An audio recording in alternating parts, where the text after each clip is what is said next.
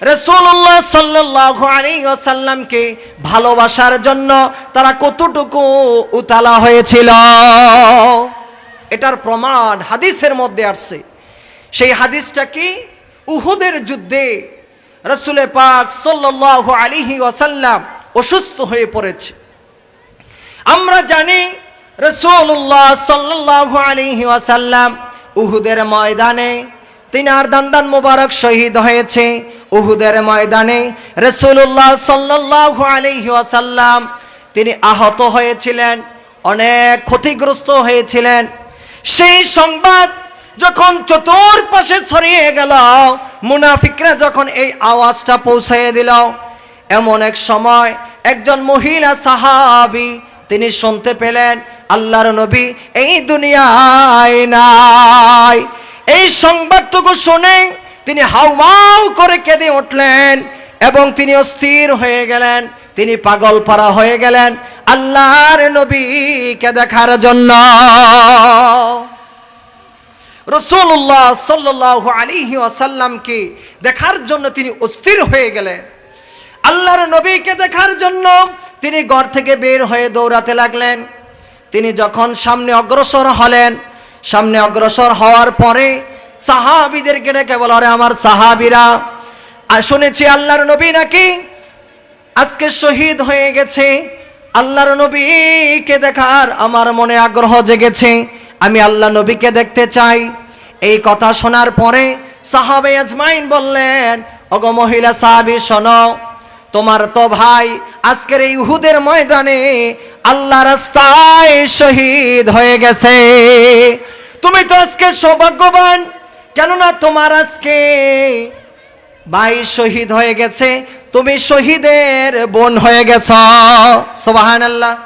সম্মানিত হাজিরিন, একজন শহীদের বোন হওয়া এটা বড় সৌভাগ্যের বিষয়, বলুন না সুবহানাল্লাহ। সম্মানিত হাজিরিন, রাসূলুল্লাহ সাল্লাল্লাহু আলাইহি ওয়াসাল্লামের এই মহিলা সাহাবীটা বলেন, ইন্না লিল্লাহি ওয়া ইন্না ইলাইহি রাজিউন। এটা বলে তিনি দৌড়াতে লাগলেন আর বলতে লাগলেন, ওরে নবীর সাহাবীরা শোনো, আজকে আমার ভাই শহীদ হয়েছে, এটা আমার খুশির সংবাদ ছিল, কিন্তু আমি খুশি হতে পারলাম না। আমি শুনেছি আল্লাহর নবী নাকি শহীদ হয়ে গেছে, এই জন্য আমি পাগল পারা হয়ে দৌড়ে আসছি আল্লাহর নবীকে দেখতে। এই কথা বলে তিনি সামনের দিকে দৌড়াতে লাগলেন আর কাঁদতে লাগলেন।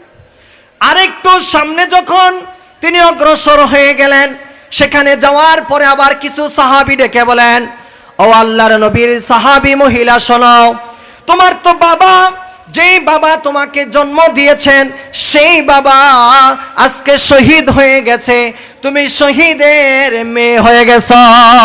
সুবহানাল্লাহ। এই খুশির সংবাদ শুনে ওই মহিলা সাহাবী বলেন, ইন্না লিল্লাহি ওয়া ইন্না ইলাইহি রাজিউন।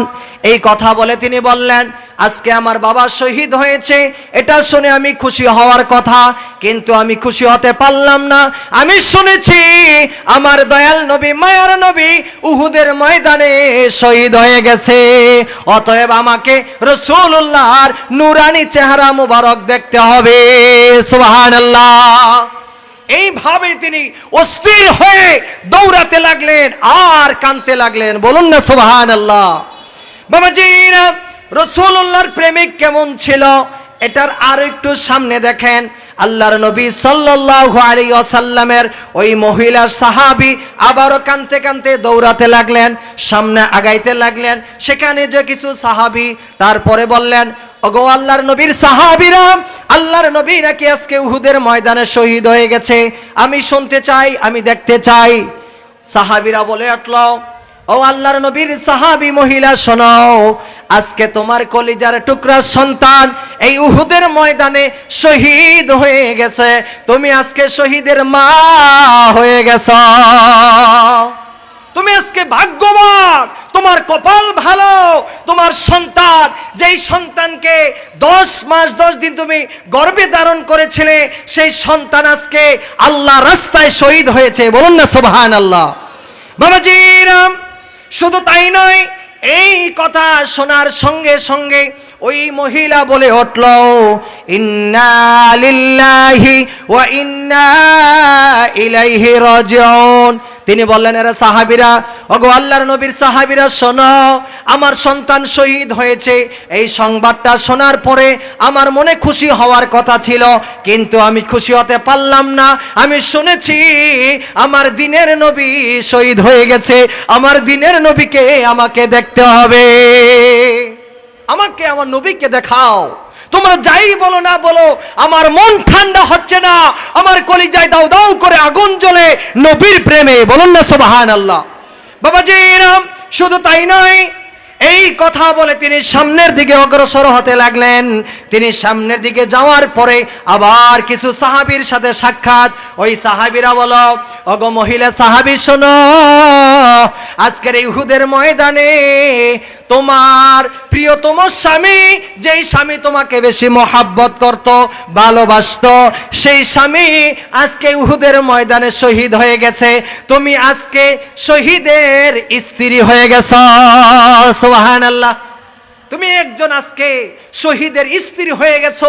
তোমার সৌভাগ্য, তুমি হাসরের ময়দানে আল্লাহর দরবারে বিনা হিসাবে জান্নাতে যেতে পারবে। সুবহানাল্লাহ। বাবাজি, এই কথা শোনার পরে তিনি সঙ্গে সঙ্গে বলে উঠলেন, ইন্না লিল্লাহি ওয়া ইন্না ইলাইহি রাজিউন। বললেন, ও সাহাবীরা, শোনো, আজকে আমার স্বামী মারা গেছে, আমি শহীদের স্ত্রী হয়েছি, এটা আমার খুশির সংবাদ ছিল। আমি খুশি হতাম, কিন্তু খুশি হতে পারলাম না। আমি শুনেছি আমার দয়াল নবী, মায়ার নবী উহুদের ময়দানে শহীদ হয়ে গেছে। এই জন্য খুশি না হইয়া দৌড়াইয়া ছুটে আসছি। বলুন না সুবহানাল্লাহ। সম্মানিত হাজিরিন, একজন মহিলা যার ভাই শহীদ হলো, বাবা শহীদ হলো, ছেলে শহীদ হলো, নিজের স্বামী সবচেয়ে প্রিয়জন তিনিও শহীদ হয়েছেন, তারপরও তিনি খুশি হতে পারলেন না। তিনি নবীর প্রেমে পাগল হয়ে যুদ্ধের ময়দানে ছুটে আসছে। বলুন না সুবহানাল্লাহ।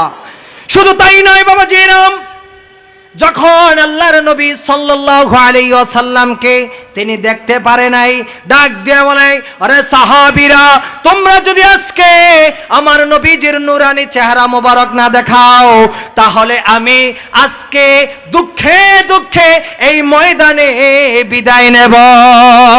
অতএব বলো, আমার নবী কেমন আছে? আমার নবীর নূরানি চেহারা মোবারক দেখাইয়া আমার কলিজাটাকে ঠান্ডা করো।